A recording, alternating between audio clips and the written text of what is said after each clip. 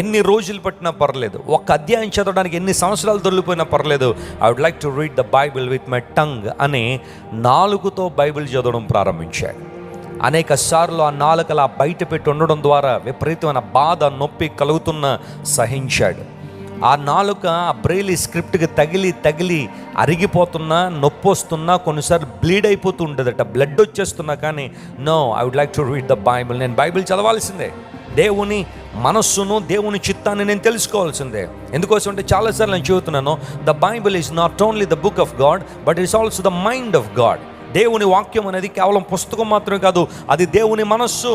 సర్వశక్తుడైన దేవుడు, మహిమాన్వితుడైన దేవుడు తన మనస్సునంతా, తన ప్రణాళికలన్నీ కూడా బైబిల్లో ఉంచాడు. కాబట్టి విలియం మెక్ఫర్సన్ అనబడే వ్యక్తి, he started reading the Bible with his tongue. Can you imagine my friends, 65 సంవత్సరాలు అతను బ్రతికాడు.